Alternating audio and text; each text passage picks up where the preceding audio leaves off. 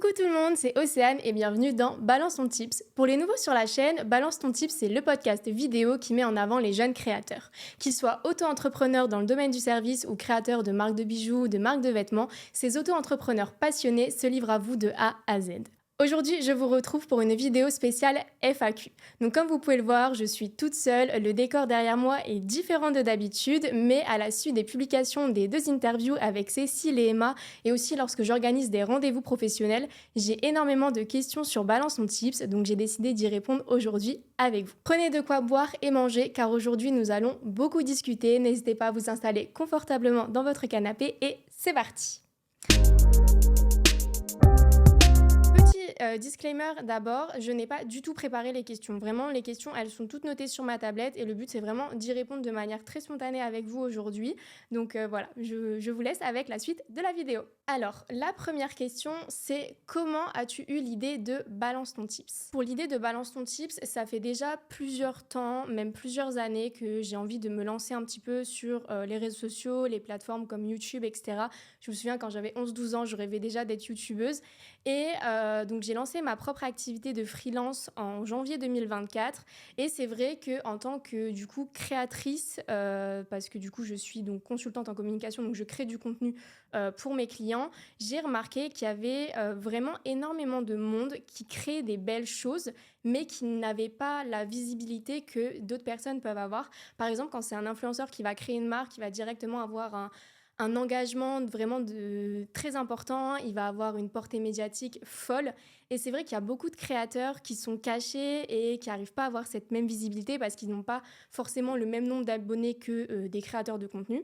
Et du coup, vraiment, mon but avec Balance ton Tips, c'était de mettre en avant en fait, justement ces jeunes créateurs qui ne sont pas encore connus de tous et d'essayer de leur apporter donc, de la visibilité, des nouveaux clients avec la petite notoriété que j'avais, qui j'espère un jour sera peut-être grande et j'espère avoir de plus en plus de personnes sur Balance ton Tips. Mais voilà, le but, c'était vraiment de mettre en avant donc, ces jeunes auto-entrepreneurs pour qu'ils soient vraiment visibles et voilà, qui gagnent plus de clients et plus de notoriété. Il faut savoir aussi que Balance ton Tips, donc même si c'est moi qui suis devant la caméra et qui fait les interviews, etc., c'est un projet que j'ai en commun avec mon copain qui, lui, est plutôt derrière la caméra, justement. Il s'occupe plutôt, lui, de l'aspect technique. On fait les questions des interviews ensemble, on cherche les créateurs ensemble. Donc, c'est vraiment un projet commun, même si vous me voyez que moi, même si c'est mon idée et que c'est moi qui me suis occupée du coup de toute la communication, de la direction artistique, etc. Lui, il est toujours là du coup derrière pour m'aider et puis pour faire tout ça avec moi. C'est le premier à voir les vidéos, etc. Donc voilà, en fait, c'est un projet qu'on a à deux et qui on espère du coup évoluera au fur et à mesure. Est-ce qu'il y a eu un signe du destin qui t'a poussé à te lancer ou quelque chose comme tel? Pour être honnête, pas vraiment et en même temps un peu. En fait, l'année 2023, je pense que comme beaucoup de personnes, elle a été très compliquée. J'ai eu beaucoup de soucis, que ce soit dans le pro ou dans le perso. Et vraiment, en fait, à la fin de cette année 2023, je me suis vraiment posée et je me suis dit, bon voilà, qu'est-ce que j'ai envie de faire en 2024? Et après avoir vraiment passé une année chaotique, j'avais vraiment envie de passer une des meilleures années, que ce soit sur le plan professionnel, mais aussi sur le plan personnel. J'avais envie de me challenger, j'avais envie de faire des choses différentes. Et du coup, c'est aussi pour ça que j'ai créé mon activité. Et du coup, en créant mon activité, je me suis dit, bon voilà, c'est bien, maintenant c'est mon métier, voilà, je suis ma propre patronne. Mais il y avait toujours cette envie en fait de créer du contenu qui était présente dans ma tête. Et je me suis dit, bon allez, 2024, c'est l'année de tous les plaisirs et de tous les défis. Donc c'est parti, je lance. Et voilà, si ça marche, tant mieux. Mais si ça fonctionne pas, c'est pas grave. Je le prendrai pas forcément comme un échec, juste comme une leçon et le fait de me dire que bah voilà, j'ai tenté l'expérience. Je suis très contente du contenu que je réalise du coup sur la plateforme, des 2 épisodes, etc. Je suis contente aussi du nombre de vues qu'on peut avoir, même si pour certains ça peut paraître peu. Le premier épisode que j'ai fait avec Cécile, il y a eu plus de 200 vues, même 280 je pense. Et c'est vrai que bah voilà, pour des youtubeurs, ça peut paraître vraiment rien. Mais pour quelqu'un qui vient de se lancer et de lancer un épisode qui a déjà 282 vues, donc ça veut dire plus de 280 personnes qui ont regardé, qui ont pris le temps, pour moi c'est déjà une victoire. Donc je dirais pas qu'il y a eu un signe du destin, mais plutôt cette volonté vraiment de me surpasser et que ce soit l'année vraiment de tous les défis. Et je suis très partisane du qui ne tente rien n'a rien. Donc du coup voilà, j'ai tenté l'expérience. Ensuite, on m'a demandé donc quelle est ta projection à 6 mois et pour les années à venir. Vraiment, mes objectifs, c'est d'avoir encore plus de créateurs et surtout de milieux différents. Le but, c'est aussi de vous faire découvrir voilà, de nouvelles choses. Par exemple, il y a un créateur, sans trop vous spoiler, il y a un créateur qui va arriver très bientôt et il fait quelque chose que je n'avais jamais vu auparavant. Et quand j'en ai discuté avec mon copain, même lui ne connaissait pas. C'est vraiment quelque chose qui est différent. J'ai pas trop envie de vous en dire plus, vous allez voir dans les épisodes qui vont arriver.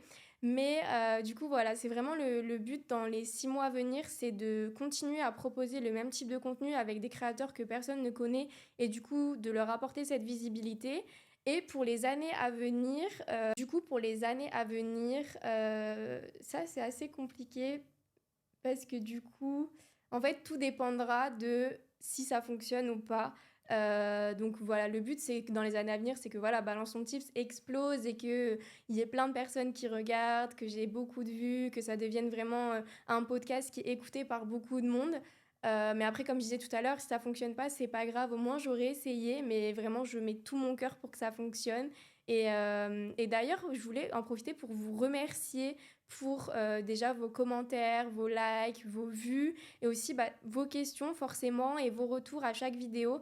C'est vrai que j'ai des retours parfois de personnes que je connais pas du tout et ça me fait toujours plaisir, donc vraiment merci. Ça fait pas partie de la question, mais je tenais quand même à vous remercier.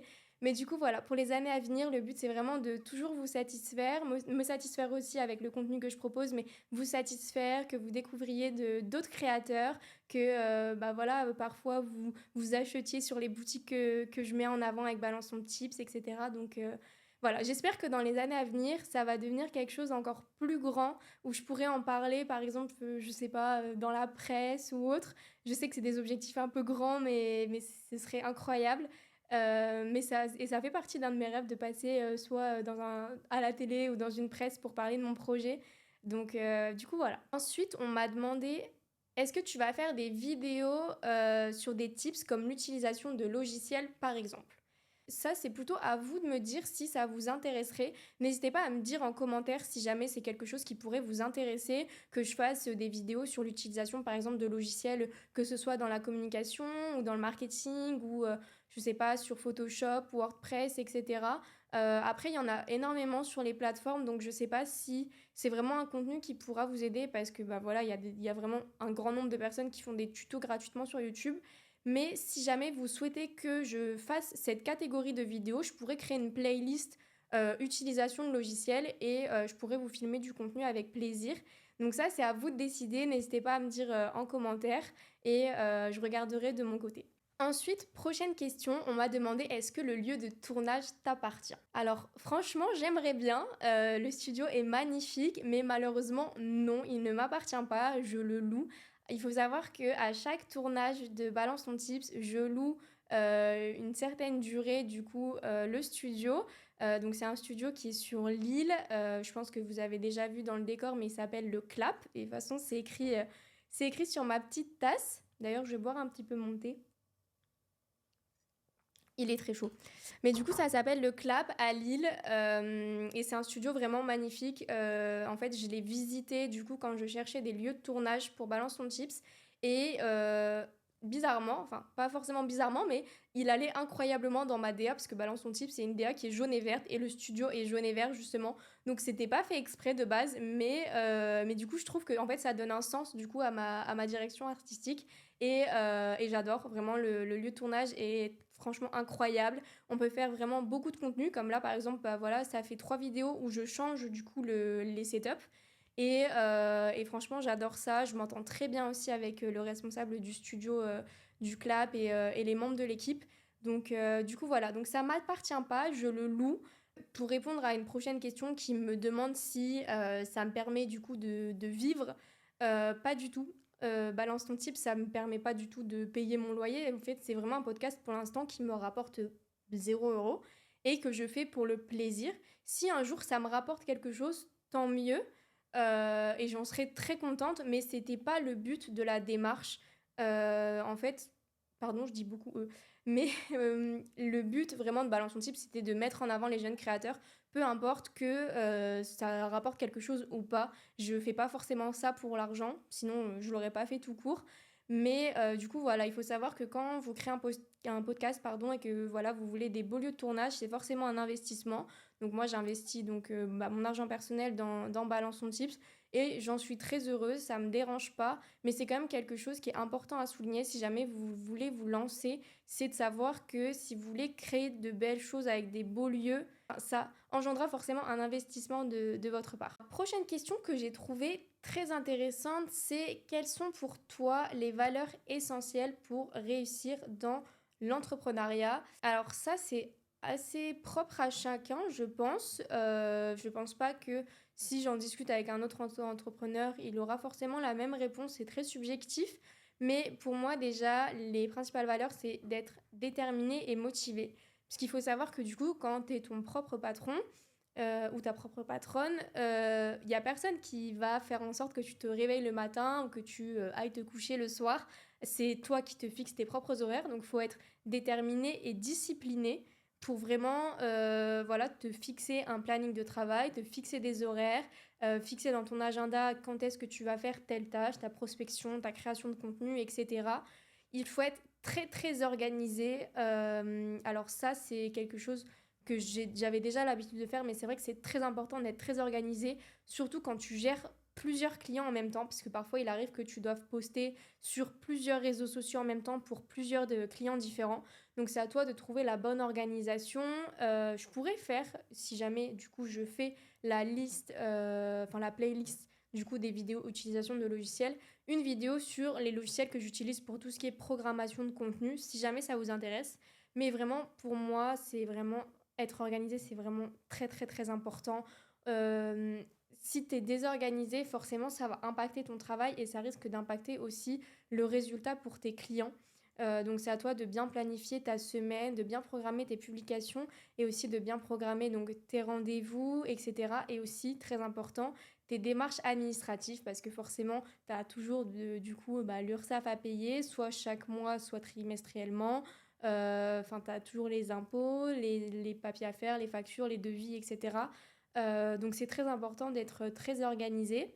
Donc voilà, donc discipliné, déterminé, organisé. Et après, je dirais aussi forcément que tu aies une envie d'entreprendre et un peu cette âme d'auto-entrepreneur et d'entrepreneur. En fait, il faut vraiment te dire que, bah voilà, en fait, tu te lances, mais il y a personne derrière. En fait, c'est toi qui te lance et qui doit tout faire tout seul. Il y a personne qui va te tenir le bras en disant, bah voilà, il faut faire ça, etc. Non, c'est vraiment toi qui gères tout. Et du coup, il faut vraiment adorer ça, il faut aimer ça, il faut du coup avoir cette envie en fait de te dépasser, de trouver de nouveaux clients, d'avoir tel chiffre d'affaires, etc. Et ça va aussi un petit peu avec la dernière valeur que je pense qui est très importante, c'est le fait de savoir se remettre en question. Ça, c'est très important. Alors, je dis pas qu'il faut douter de soi, hein, pas du tout. Faut avoir confiance en soi, en son travail, même si la confiance en soi, ça peut parfois être très compliqué. Mais c'est très important de savoir se remettre en question, ne serait-ce que, surtout dans la communication, par rapport aux nouvelles tendances, par rapport à ce qui se fait, etc. De se dire, est-ce que mon contenu est encore adapté à la cible? Bon, voilà, là, il y a un post qui a fonctionné, l'autre n'a pas fonctionné. Pourquoi, quelles solutions on pourrait apporter, les statistiques ont baissé à cause de quoi, etc. Donc c'est très important de savoir du coup se remettre en question sur ça pour toujours en fait proposer le meilleur contenu et le meilleur travail qualitatif possible pour tes clients.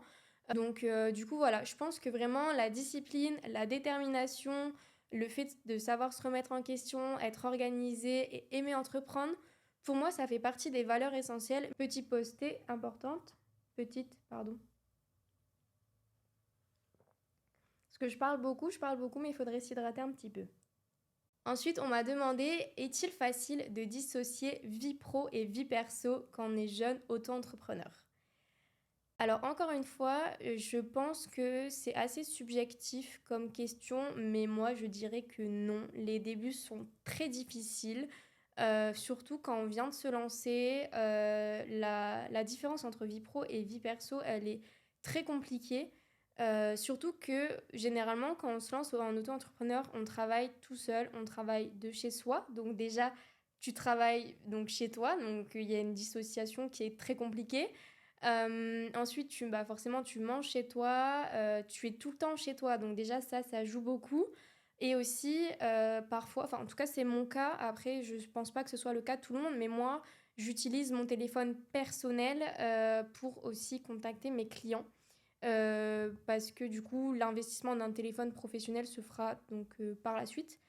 Euh, mais du coup, c'est vrai que parfois le soir, voilà, t'es posé, tu manges ou tu regardes un film et tu peux recevoir des messages de tes clients à 22 ou 23 heures parce qu'il faut changer une publication. Un dimanche à 21 heures, tu peux recevoir du coup un mail pour dire que voilà, il faut faire tel changement pour lundi, etc. Et c'est vrai que donc comme c'est sur ton téléphone personnel et tu as accès à ces informations-là, tu vas forcément y penser et tu vas te dire ah oui du coup il faut que je fasse ça, il faut que je fasse ça, il faut que je fasse ça. Ça peut t'empêcher de dormir aussi par exemple parce que tu réfléchis beaucoup. Donc c'est vrai que c'est compliqué à faire, mais du coup moi ce que je conseille c'est que vraiment tu te fixes des horaires de disponibilité et des horaires de travail. Donc par exemple moi mes horaires de travail ça dépend toujours de mes journées, mais généralement je fais du 8h30 18h et mes horaires de disponibilité pour mes clients c'est 8h30 19h. Après 19h, je ne répondrai plus. Parce que c'est important pour moi de faire la part entre mon travail et aussi ma vie perso. Parce que si tu commences vraiment à tout le temps répondre, même à 23h, etc., ça va créer une mauvaise habitude. Et du coup, tu n'auras jamais en fait de pause entre ton travail et ta vie perso. Donc après, c'est à toi de voir. Mais c'est vrai qu'au début, c'est très très compliqué. Surtout, c'est très important. Et s'il vous plaît, faites attention à votre santé mentale avec ça. Faites toujours une barrière entre le pro et le perso. Ensuite, il y a une question très importante et je voulais absolument y répondre qui m'a été posée, c'est comment gères-tu les périodes de down et les barrières que tu peux rencontrer? Donc ça, c'est une question forcément que j'attendais et limite qui me fait plaisir d'y répondre parce que voilà, quand on se lance dans l'entrepreneuriat, on voit énormément de retours positifs. Oui, c'est génial, tu travailles de chez toi ou de où tu veux dans le monde, tu fais tes propres horaires, tu travailles avec qui tu veux. Alors oui, il y a énormément d'avantages avec le fait d'être auto-entrepreneur, mais il y a aussi énormément d'inconvénients, et notamment les périodes de down. Et du coup, ça, je trouvais ça hyper intéressant d'en discuter parce que je pense que chaque auto-entrepreneur a justement ces périodes de down où, où on se sent soit impuissant parce que voilà, ça fonctionne, notre activité, elle fonctionne pas comme on voudrait. On se sent parfois un peu nul parce qu'on voit que sur les réseaux, il y a des personnes qui ont eu 10 clients en un mois et que toi, en 3 mois, tu n'en as eu qu'un seul, etc. Et il faut savoir qu'il y aura toujours des périodes de down. Je suis désolée de vous le dire, mais c'est ce qui fait aussi l'activité entrepreneuriale et c'est ce qui est important en fait à prendre en compte, c'est que comme dans chaque activité professionnelle, il y a des hauts et il y a des bas. Et c'est vrai que les périodes de down, quand on est auto-entrepreneur, déjà on n'en parle pas assez, mais elles sont, on va dire, un peu, je vais pas dire plus dures, elles sont différentes des autres activités, mais elles sont tout aussi dures. Parce que voilà, c'est des périodes où tu te remets en question, que ce soit toi ou ton travail. Tu sais pas si tu dois continuer ton activité, si tu dois arrêter. Tu sais pas si tu as fait le bon choix financièrement ou même par rapport à ton travail, etc. Et j'ai envie de vous dire, c'est des moments qui arrivent même à moi, personnellement. Il y a encore une semaine, j'ai eu une période de down. Il y a eu un jour où j'étais totalement down parce que ma prospection n'avait pas fonctionné parce que voilà, j'avais l'impression du coup d'être nulle, de pas savoir, de pas faire le chiffre d'affaires que je devrais faire et que je m'étais fixé. Mais c'est normal. Et si j'avais un conseil vraiment à vous donner, c'est si ça vous arrive, n'hésitez pas à en parler surtout. Moi, je sais que sur ça, j'en parle énormément avec mon copain parce qu'on vit ensemble, mais j'en parle aussi à mes amis qui sont auto-entrepreneurs pour savoir si ça leur est déjà arrivé à eux et comment ils gèrent ça de leur côté et s'il y a des solutions, etc. Mais du coup, voilà, n'hésitez pas à en parler, que ce soit à votre famille, à vos amis, à vos grands-parents, à qui vous voulez. Mais le plus important, c'est vraiment d'en parler, de prendre conseil auprès des personnes qui vous sont chères, parce que les conseils de personnes extérieures, ça peut toujours vous aider. Alors, je dis pas de tout prendre à la lettre, parce qu'il y a des conseils qui vont peut-être vous faire mal au cœur, ou des conseils que vous n'avez pas envie d'entendre, etc. Vous prenez ce qu'il y a à prendre, mais le plus important aussi, c'est de vous écouter vous-même. Donc, vous prenez les conseils, vous les analysez dans votre tête, et après, vous voyez ce que vous voulez en faire pour la suite. Mais sachez que ça arrive, vraiment les périodes de down, tout le monde passe par là. Je suis désolée de vous le dire que vraiment, il y a une période, mais il n'y en a pas qu'une seule dans l'activité entrepreneuriale. Ça arrive vraiment très souvent, mais surtout, gardez en tête une chose, c'est ne baissez pas les bras. Vraiment, vous vous êtes lancé, n'abandonnez pas. On dit toujours qui ne tente rien n'a rien. Rome ne s'est pas construit en 3 jours. Je vais pas faire toutes les expressions, mais vraiment, n'abandonnez pas si vous avez mis tout votre cœur dans un projet, si vous avez mis vos économies, si voilà, vous êtes enfin décidé à vous lancer et si vous adorez ce que vous faites, surtout n'abandonnez pas. Les périodes de down, ça arrive et justement, c'est ce qui permet de vous remettre en question et de repartir sur des nouvelles bases avec une nouvelle organisation, une nouvelle manière de faire, etc. Mais surtout, n'abandonnez pas, ne lâchez pas un projet si ça vous tient à cœur. Dans chaque projet, il y a toujours des barrières, il y a des obstacles. Et c'est justement ce qui fait que la victoire, vraiment, elle sera encore plus belle. C'est-à-dire que là, vous allez traverser un moment de down, mais quand vous allez atteindre votre objectif, que vous êtes fixé de nombre de clients ou de chiffre d'affaires, bah, vous allez être super fier de vous, en fait, d'avoir réussi et d'avoir traversé tout ça. Donc surtout, n'abandonnez pas au premier obstacle ni à la première période de down. Ça arrive. Si j'ai un conseil à vous donner quand vous avez des périodes de down, autre le fait que de parler avec des proches, c'est peut-être d'extérioriser d'une autre manière, que ce soit par des activités artistiques, par du sport, etc. Par exemple, je sais que je fais beaucoup de musculation et du coup, ça m'aide aussi à penser à autre chose, la peinture, la musique, enfin, il y a vraiment plein d'activités qui aident aussi parfois à un petit peu surmonter cette période de down. Rien ne vous empêche d'aller voilà, vous prenez 1 heure de votre temps, vous allez marcher un petit peu, vous aérez l'esprit et ça vous fera du bien. Donc voilà, mais surtout, n'abandonnez pas, c'est normal. Et c'est vrai que c'est un sujet dont on n'aborde pas vraiment sur les réseaux, mais tout le monde a des périodes de down et il faut en parler. Vraiment, c'est très très important. Que ce soit autour de vous, mais aussi en général, en fait, on devrait aussi communiquer sur le fait que entreprendre, c'est très dur. Faut pas, enfin, oui, il y a énormément d'avantages, mais c'est très dur. Ça fonctionne pas toujours. Donc, du coup, voilà. Donc, n'abandonnez pas. Vous êtes très courageux ou très courageuse. Je vous souhaite énormément de réussite, mais surtout, ne lâchez pas le projet qui vous tient à cœur. Et si jamais vous avez des périodes de down, si vous le souhaitez, vous pouvez carrément m'envoyer un message ou m'appeler. Je serai là pour vous aider. Il n'y a pas de souci. On peut en discuter ensemble. Moi, ça me ferait vraiment plaisir. Donc voilà, n'hésitez pas, mes DM sont ouverts, que ce soit sur Instagram avec Balançons Tips ou même en commentaire. N'hésitez pas et je pense qu'on pourra toujours trouver des solutions tous ensemble. Du coup, une question qui va un petit peu avec ce que j'ai cité précédemment, c'est quels sont les avantages et les inconvénients de l'entrepreneuriat vs le salariat. Alors, si je devais donner 3 avantages du coup à l'entrepreneuriat et au salariat, je dirais déjà premièrement la liberté du coup des horaires, mais aussi de la localisation.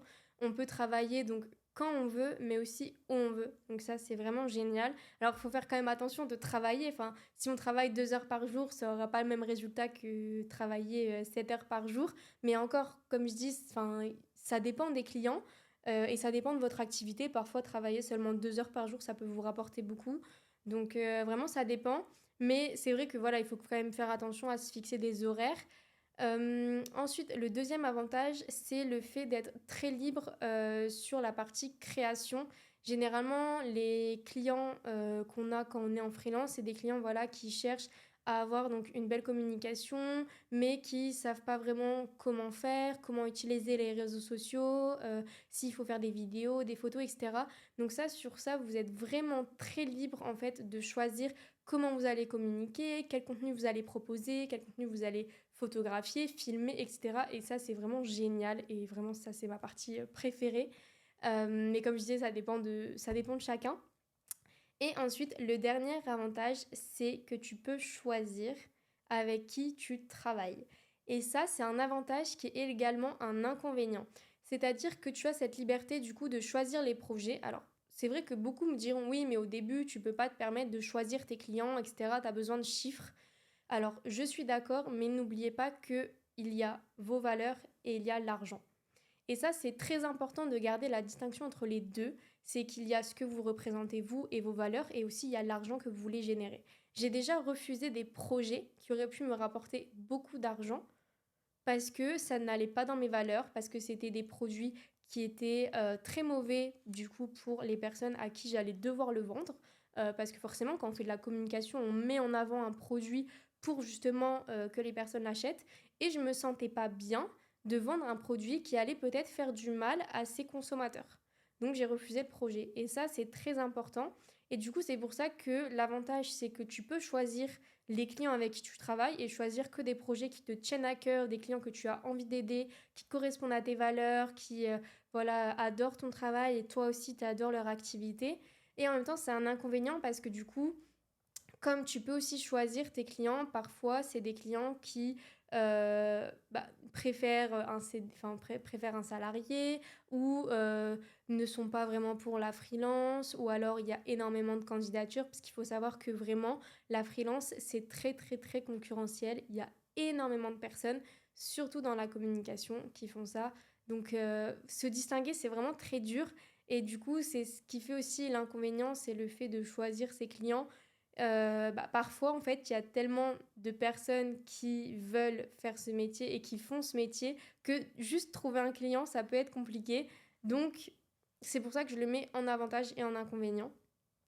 Et ensuite, les avantages du coup pour le salariat, c'est que c'est vraiment un domaine où, enfin, une activité, pardon, où tu peux évoluer. Par exemple, tu peux être en alternance, puis après, tu peux passer en CDD ou en CDI. Ensuite, tu peux passer manager d'une équipe, ensuite responsable, etc. Donc, tu peux vraiment évoluer.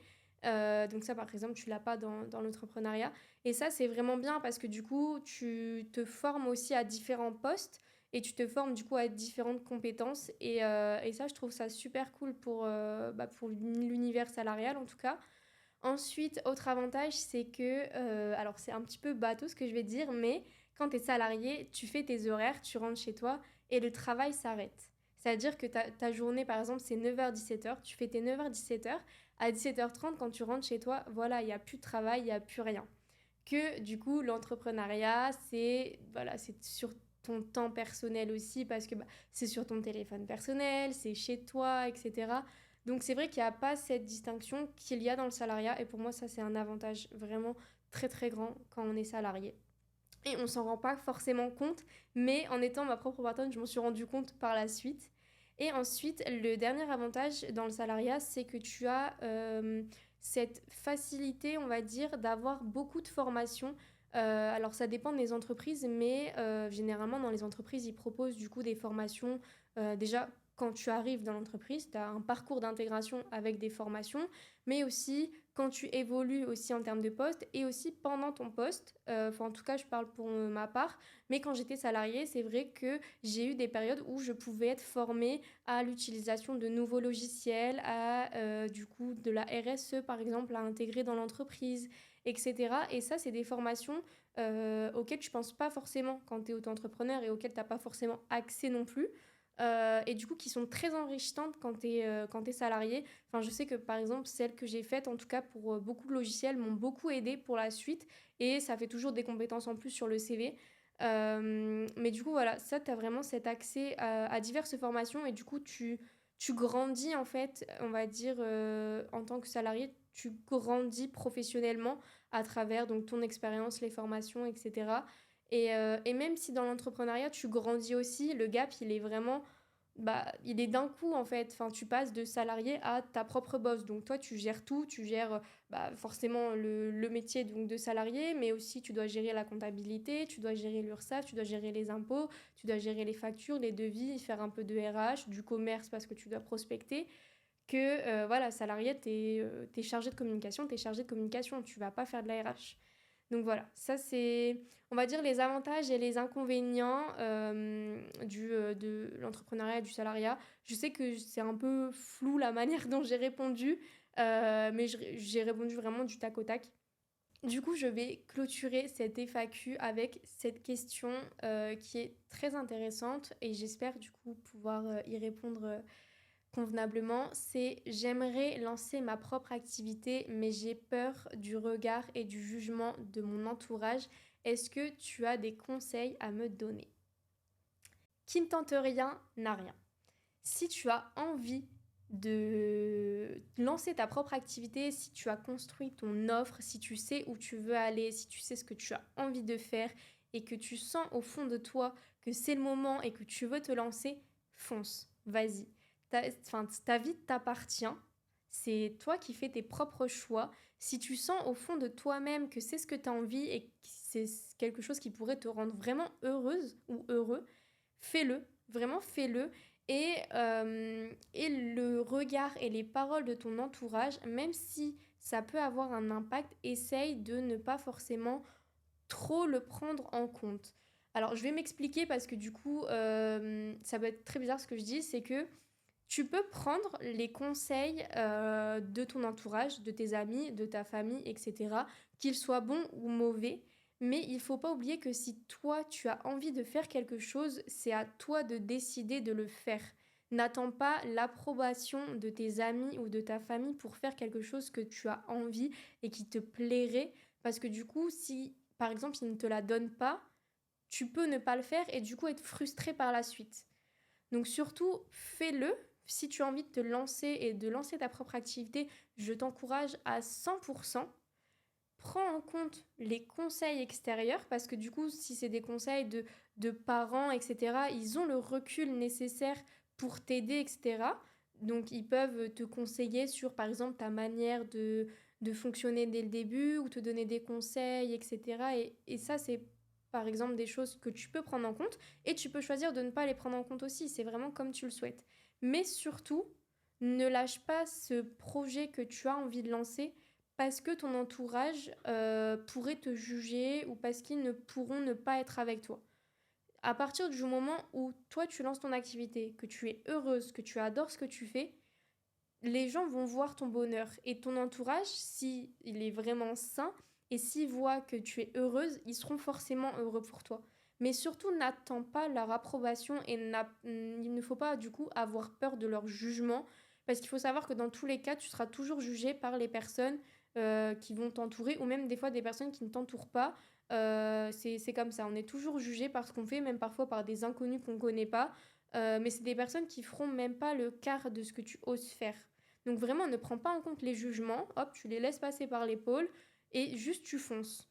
On va toujours te juger, on va toujours te critiquer, même par exemple pour Balance ton type, j'ai déjà eu des critiques, etc. Même de la part de personnes que je ne connaissais pas du tout. Bah c'est pas grave, hein, ça me passe au-dessus.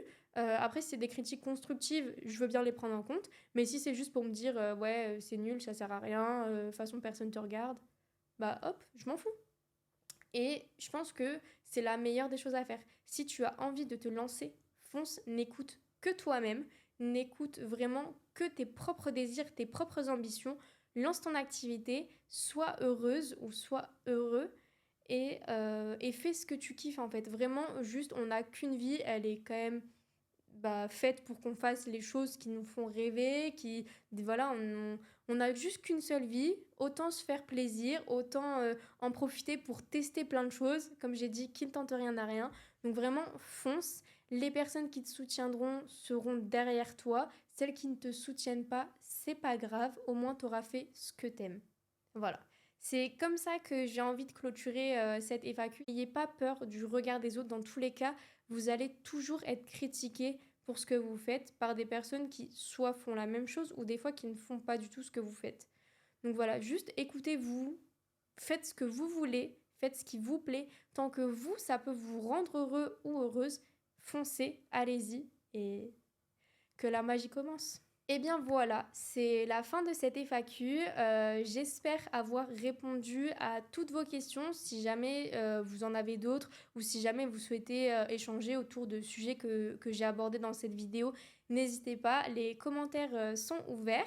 J'espère vraiment sincèrement que cette vidéo vous aura plu. Je sais que ça change un petit peu de ce que je propose d'habitude, mais c'était très important pour moi de répondre à toutes les questions qu'on m'avait posées. Donc voilà, j'espère que ça vous a plu. Si c'est le cas, n'hésitez pas à mettre un petit pouce en l'air, à vous abonner et à commenter cette vidéo. Et moi, je vous retrouve très bientôt pour un nouvel épisode de Balance ton Tips, accompagné cette fois-ci, mais je ne vous dirai pas de qui. Je vous souhaite une très bonne journée à tous et je vous dis à bientôt. Bye bye!